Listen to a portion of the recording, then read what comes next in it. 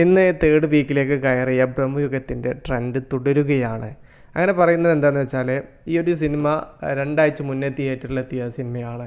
ഇതിൻ്റെ ഓരോ വേർഷൻ തെലുങ്കാണെങ്കിലും തമിഴാണെങ്കിലും കന്നഡ ആണെങ്കിലും മലയാളം പതിപ്പാണെങ്കിലും അങ്ങനെ ഓരോന്നും ഓരോ സമയത്ത് ഓരോ ലൊക്കേഷനിൽ റിലീസ് ചെയ്തിട്ടുണ്ടായിരുന്നു.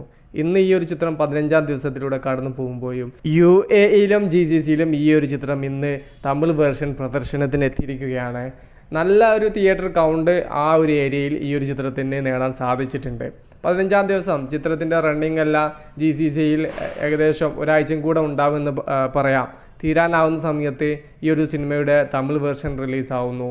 അപ്പോൾ ഈ ഒരു ചിത്രത്തിന് അന്യായ രീതിയിലുള്ള ഒരു റെസ്പോൺസ് അവിടെ നിന്ന് കിട്ടിയിട്ടുണ്ടായിരിക്കാം. അതുകൊണ്ടാണ് ഇത്തരത്തിൽ 15ാം ദിവസം തമിഴ് വേർഷന് ഡിമാൻഡ് മനസ്സിലാക്കി ഈ ഒരു ചിത്രം ഇപ്പോൾ അവിടെ റിലീസ് ചെയ്യുന്നത്.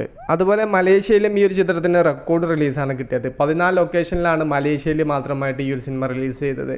ഒരു മലയാള ചിത്രത്തിൻ്റെ ഏറ്റവും വലിയ റിലീസാണ് മലേഷ്യയിൽ ഈ ഒരു സിനിമ സ്വന്തമാക്കിയത്. മലയാള സിനിമയ്ക്ക് കേരളം പോലെ GCCന്ന് നല്ലൊരു കളക്ഷൻ വരാറുണ്ട്. അത് ഈ ഒരു തമിഴ് വേർഷൻ ഇന്ന് റിലീസായ സമയത്തും കളക്ഷനിൽ ഇന്നലത്തേതിനേക്കാൾ മാറ്റം ഇന്ന് വേൾഡ് വൈഡ് കാണാൻ സാധ്യതയുണ്ട്.